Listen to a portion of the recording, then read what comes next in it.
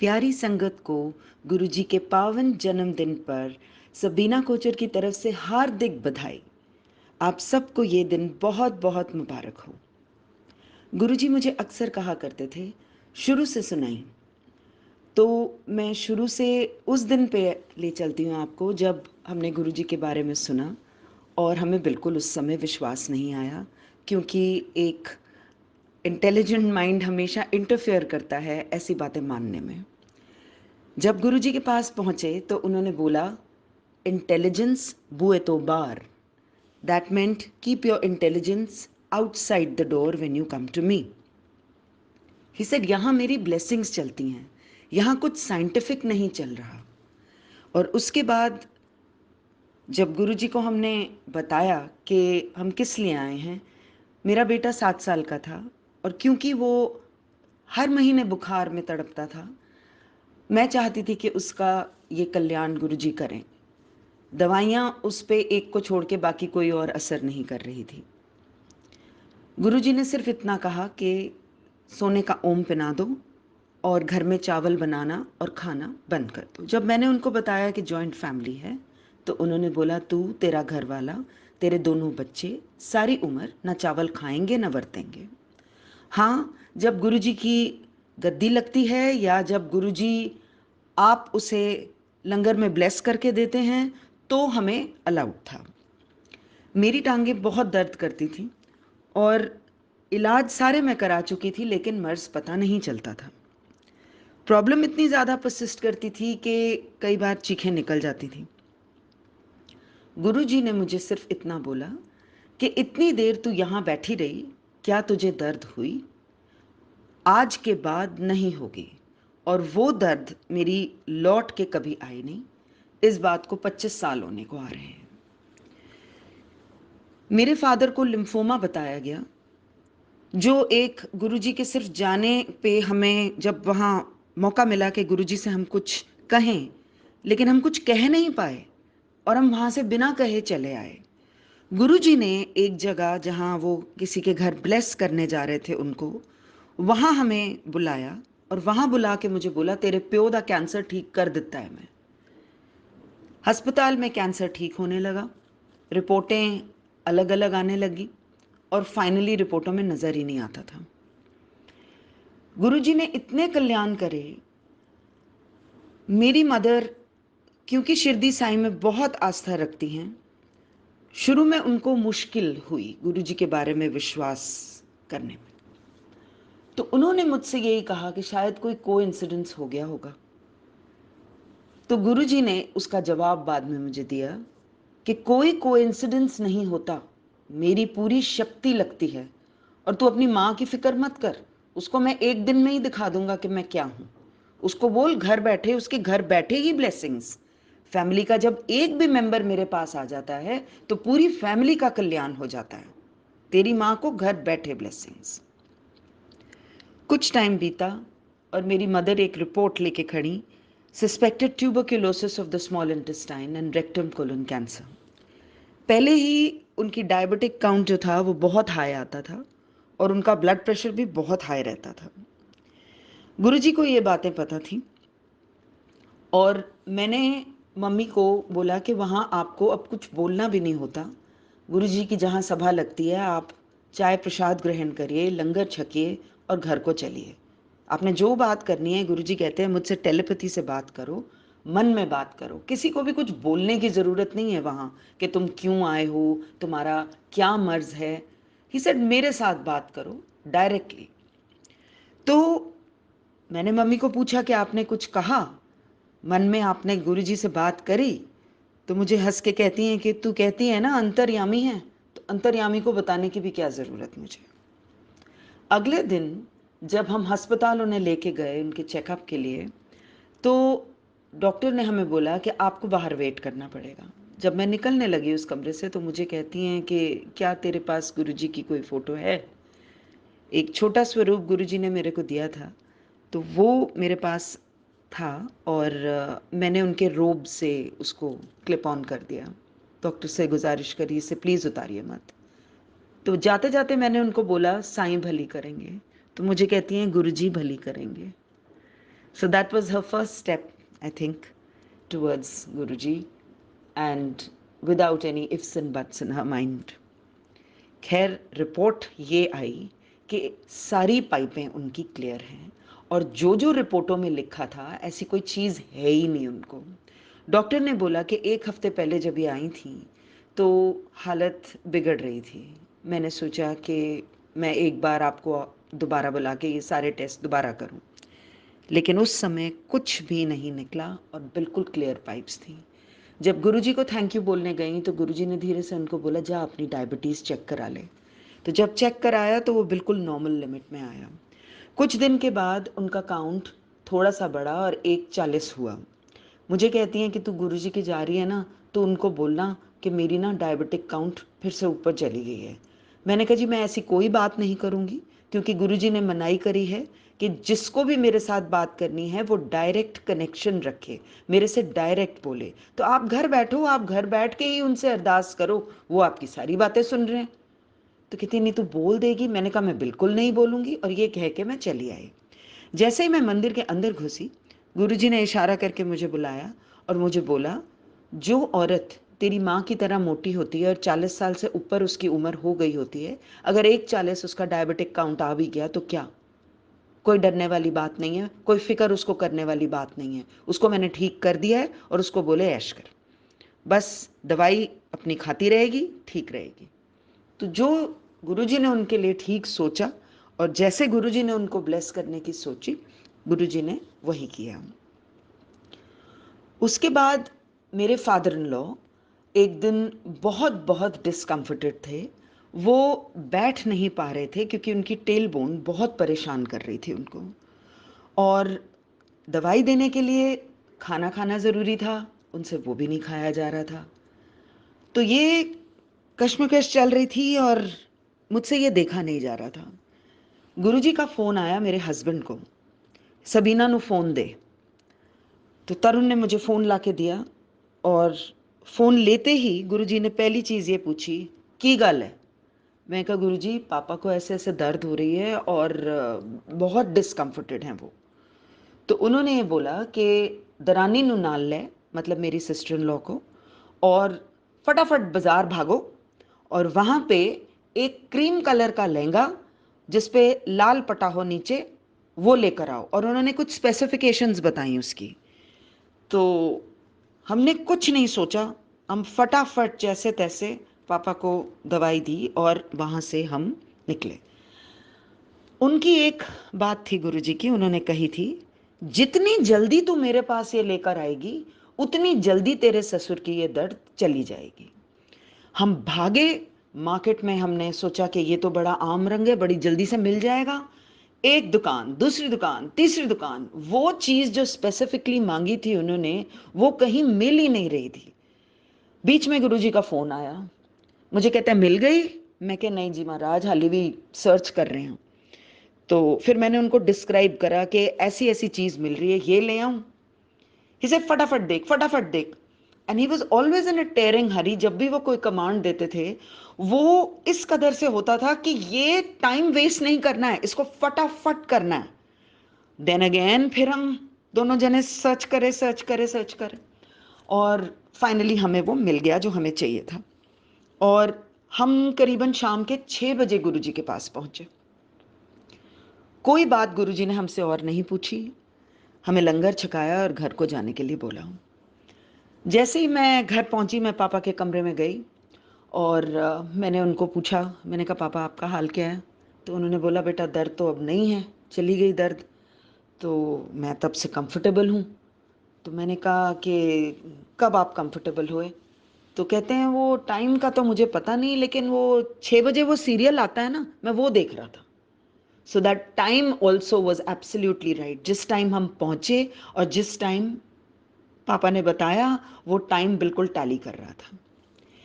एक बार मेरे father in law के बेड सोर्स हो गए और उनकी पीठ पूरी बेड सोर्स से भर गई। इतनी भर गई कि वो बेचारे इतना डिस्कम्फर्टेड फील करते थे, चाहे सारी प्रिकॉशंस ली थी, लेकिन आउट ऑफ द ब्लू एकदम से ही उनको हो गया। और गुरुजी ने उस दिन मेरे हस्बैंड को बोला कि है ना थोड़ी जी क्रीम मेरी पिट पे मल दे। तो तरुण ने वो उनकी पीठ पे मल दी। बात खत्म।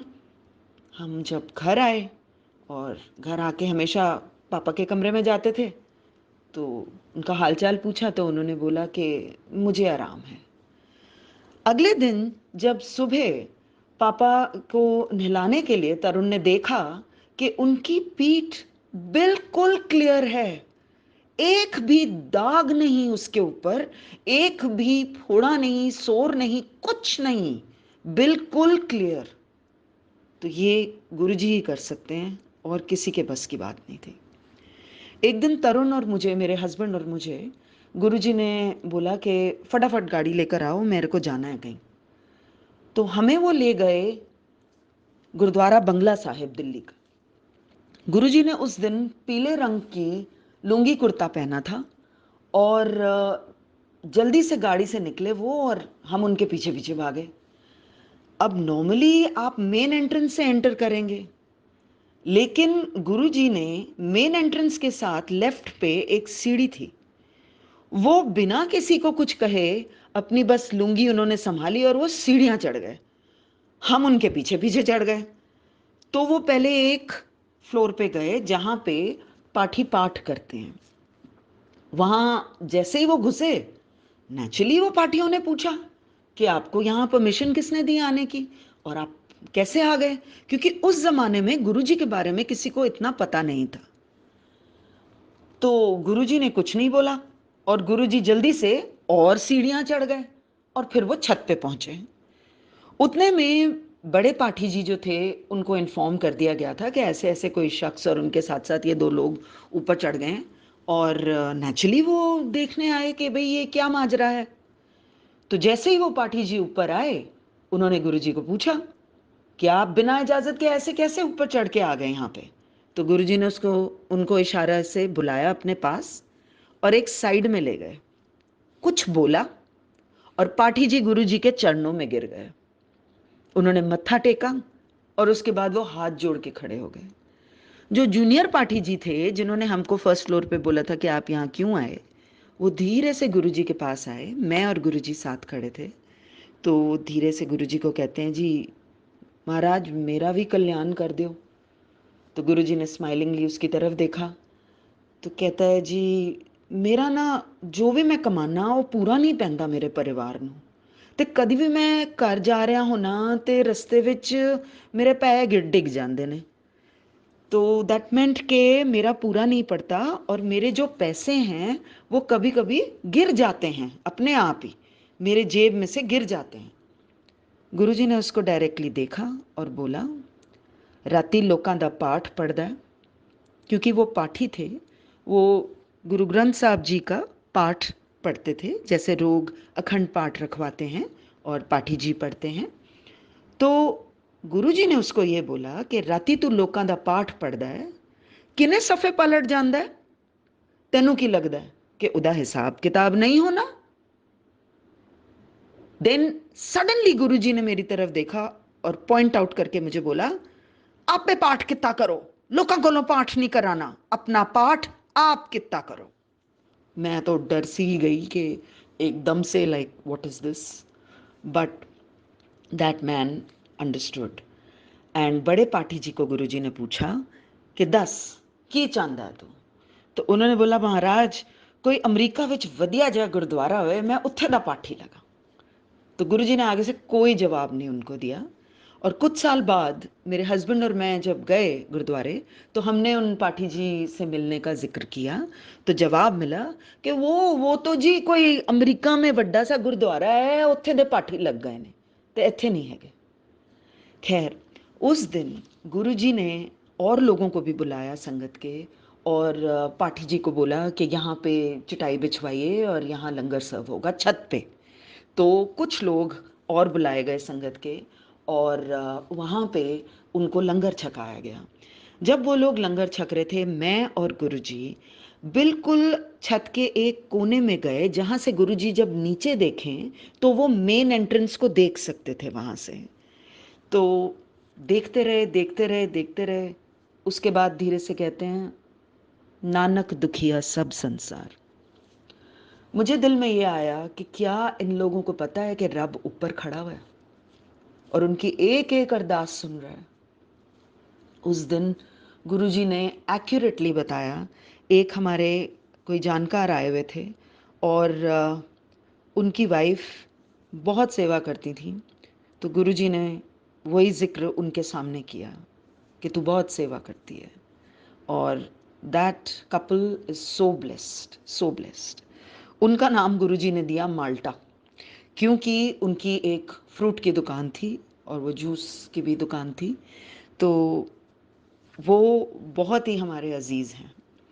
एक दिन गुरुजी ने हमें कुछ बोला नहीं था कि उस दिन हमें आना है कि नहीं आना है। तो मुझे मेरे हस्बैंड का फ़ोन आया कि मैं घर आ रहा हूँ, कुछ चाहिए यहाँ से। तो हमारी जॉइंट फैमिली थी, तो मैंने तरुण को बोला कि एक पूरा ना वो पेटी ले आओ, संतरों की पेटी ले आओ आप। तो तरुण ने वो डिग्गी में रखवा ली और इन्हीं की माल्टा जी की दुकान ही वहीं थी, उनकी दुकान से फटाफट डिग्गी में वो डली। और रस्ते में फ़ोन आया कि सबीना नू लेके फटाफट मेरे को लाओ। तो तरुण ने वहीं से गाड़ी मोड़ी और मैं उनको आधे रास्ते मिली। गुरुजी के हम पहुंचे। जैसे ही हम पहुंचे, गुरुजी ने बोला मैं बड़े मंदिर जाना है। बड़े मंदिर हमें लेके गए और उस जमाने में बड़ा मंदिर सभा के लिए खुला नहीं था। सिर्फ बड़े दिनों पे या जब गुरुजी वहां आपको लेके जाते थे या आपसे कहते थे कि आपको जाना है, जाओ मत्था टेक के आ जाओ, तब आप जा सकते थे। खैर हम वहाँ पहुँचे, माली जी से बत्तियाँ वगैरह गुरुजी ने खुलवाई और बरामदे में हम जाके उसके बाद बैठे। तो जब बरामदे में बैठे, माली जी आए और बोला कि जी ये संगत आई है बाहर। तो गुरुजी ने बोला आने दो। थोड़ी देर बाद कुछ और लोग आ गए। गुरुजी ने बोला आने दो। उसके बाद जब सारे बैठते चले गए बरामदे में, तो गुरुजी ने एक बात बोली, तरुण इधर आ, जाके ना प्रसाद लेके आ। उस टाइम मेरे ख्याल से रात के 10 साढ़े 10 बज चुके थे और कोई दुकानें, आज जैसे आप देखते हैं मंदिर के रास्ते में इतनी दुकानें खुल गई हैं, कोई दुकानें नहीं थी। सिर्फ एक दुकान थी और वो 7:30-8 बजे बंद हो जाया करती थी। तो अब तरुण अभी सोच ही रहे थे कि अब दिल्ली जाऊं, वहाँ से मतलब मेन मार्केट में ढूंढूं कुछ, कि गुरुजी कह रहे हैं प्रसाद लाने के लिए। तो जैसे ही तरुण अभी सोच ही रहे थे, तो गुरुजी कहते हैं ओ तेरी डिग्गी विच की पिया है, जाओ जाके ले आ, प्रसाद वंड देने आ। हम तो भूल ही गए थे कि डिग्गी में वो संतरों की पेटी पड़ी थी। गुरुजी को बिना बताए पता था, वो संतरे लाए गए और गुरुजी ने वो प्रसाद बांटा। सो गुरुजी नोज एवरीथिंग। आपका एक एक मूव, आपका एक एक इंटेंट उनको पता होता है, हर चीज पता होती है। Guruji is there in the spirit form even today. Physical form के लिए वो कई बारी बोलते थे मैं ते इत्थे फसिया पिया। So he used to sometimes word it out कि जो कल्याण वो कर सकते हैं वो इसके भी बियॉन्ड है। लेकिन क्योंकि वो ह्यूमन फॉर्म में थे, वो भी कुछ कुछ बंदिशों में थे। मुझे एक ऐसी चीज उन्होंने बताई कि मैं बंदिश में हूं, इसीलिए कई बारी कल्याण मुझे दूर रख के करने पड़ते हैं। मुझे हुक्म मिला कि जो मैं तुझे बताऊं कि तुझे क्या है, तेरे पैरों तले जमीन खिसक जाएगी। इसलिए 5 साल तू मुझे मिलने नहीं आएगी, तू मुझसे कोई बात नहीं करेगी और दर्शन नहीं मिलेंगे तुझे 5 साल। और जो भी फोटोग्राफ्स थी हमारे पास, वो उन्होंने वापस ले ली और उन्होंने बताया कि क्या कर। उसके बाद मुझे एक और हुक्म मिला कि ये बातें तू किसी से जिक्र नहीं करेगी जो मैंने तुझे बोली हैं। कि क्यों, किस लिए? जब 5 साल पूरे हो जाएंगे, मैं खुद तुझे बुला लूंगा और तब जब मेरी इजाजत होगी तब तू इस बात की संगत करना। 5 साल हम उन्हें नहीं मिले और वही गुरुजी ने बताया था कि दूर रख के मैं कुछ कल्याण कर सकता हूँ। मेरा सांस उखड़ गया एक दिन। मैं comfortably breathe in breathe out बिल्कुल नहीं कर पा रही थी। मैं हड़बड़ाहट में बस हस्बैंड मदर को इन्फॉर्म कर पाई, सिर्फ इतना बोल कर के कांट ब्रीद। जब सब इधर उधर भाग रहे थे, घर में भी मेरी हेल्प करने की पूरी कोशिश कर रहे थे, तो मैंने एक फोटो आई थी गुरुजी की 5 साल के बाद। मैंने मन में जब उनसे मांगी, उन्होंने उसी मैगजीन में दी जो मेरे हस्बैंड लेते हैं, और वो मेरे पास बेड साइड में थी। मैंने उस फोटो को निकाल के सिर्फ इतना बोला, गुरुजी मैनू साह नहीं आ रहा। और बड़ी अजीब सी सेंसेशन मेरी गर्दन के पीछे हुई, और मुझे लगा एकदम से जैसे किसी ने मुझे सांस दिया। अस्पताल में मास्क पहना हुआ था, मन में ये सोच रही थी कि जब मेरा अंत आया, ना मेरा घर वाला काम आया, ना मेरे बच्चे, ना मेरे माँ प्यो, ना कोई और, सिर्फ मेरा गुरु काम आया। जब गुरुजी के सामने खड़ी थी तो मुस्कुरा के मुझसे कहते हैं, क्यों फिर, ना तेरा घर वाला काम आया, ना माँ प्यो, ना बच्चे, ना कोई और, तेरा गुरु काम आया, ले तेरी सेकंड लाइफ ऐश कर। ऐसे हैं हमारे गुरुजी, जो आपको कुछ बोलना भी नहीं पड़ता। एक बार मैंने देखा कि बहुत लोग आगे आगे जाकर और उनसे बातें कर रहे हैं, और उनसे कुछ कुछ सभा में पूछ रहे हैं। नहीं तो सभा में पूछना और बातें करना बिल्कुल अलाउड नहीं था। बिना सभा के, जैसे नॉन संगत डेज जब थे और गुरुजी आपको बुला लें अपनी मौज में, तो वो कभी आपसे बात कर लें, और आप अगर इजाज़त मिले कुछ पूछ लें तो वो अलग बात थी। हिम्मत करके मैं भी आगे गई, और जैसे ही मैंने एक कदम रखा उनकी तरफ आगे, एकदम से उन्होंने स्टॉप का इशारा किया और मुझे बोला, इत्थे कहन दी भी लोड़ नहीं। और मैं चुपचाप बैठ गई, और जो भी मेरी प्रॉब्लम थी वो गायब हो गई। सो ये एक अंतर्यामी ही कर सकता है कि उसे सब कुछ पता है, उसे कुछ भी कहने की ज़रूरत नहीं है। आप डायरेक्टली गुरुजी से कनेक्शन अपना लगाएं। जब आपके साथ कोई सत्संग करते हैं, वो गुरुजी के हुक्म से करते हैं, क्योंकि उन्होंने कहा था जो बोलता है उसका भी भला और जो सुनता है उसका भी भला, दोनों तरफ मेरी ब्लेसिंग्स चल रही होती हैं। लेकिन वो पता करना तुम्हारा काम नहीं कि कैसे तुम अपनी ब्लेसिंग्स लो। तो इसीलिए गुरुजी से आप सब डायरेक्ट कनेक्शन बनाइए, आप उनसे ही बात करिए, उनके स्वरूप को आप गुरु ही जानिए, और आप बात करिए। आपकी जो भी परेशानी हो वो हल कर सकते हैं। हाँ, मटीरियलिज्म के लिए उन्होंने ज़रूर बोला था कि वो मांगने की ज़रूरत नहीं है, मुझे पता है कि तुम लोगों की क्या कमी है, और वो मैं बिना मांगे पूरी करता हूँ जितना मैं ठीक समझता हूँ। क्योंकि एक लाइन उन्होंने और बोली थी, बहुता पैसा चंगा नहीं हुंदा। तो जितना उन्होंने देना है वो आपको ज़रूर आपकी ज़रूरतों के हिसाब से देंगे, क्योंकि ग्रीड का तो कोई अंत होता ही नहीं है। तो गुरु पे छोड़ देना चाहिए कि गुरु क्या आपके लिए सोच के, वो क्या आपके लिए रास्ता आगे बनाते हैं। गुरु जी के हमेशा जितने भी मंदिर हैं, वो सारे बहुत पवित्र और बहुत ही पावन स्थान हैं। आज उनके जन्मदिन पे हम सारे इकट्ठे हों और सारे मन से जुड़ें और उनका शुक्राना करें।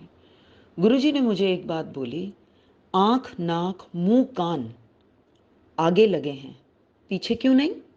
ऐस चीज़ दा शुक्राना कर। फिर उन्होंने बोला कि जानवर तो मर के भी काम आ जाते हैं, लेकिन इंसान किसी काम का नहीं। जानवर मर के बटुए बन जाते हैं, बेल्ट बन जाती है, खाने के भी काम आते हैं, लेकिन इंसान तो मर के किसी चीज़ का काम नहीं उसका। तो जिंदा जितना देर इंसान है वो रब का शुक्राना ही कर ले। ये गुरु जी की बात थी। तो आप सब से यही गुजारिश है कि जुड़े रहिए, आप बिल्कुल ठीक जगह जुड़े हैं। जय गुरु जी।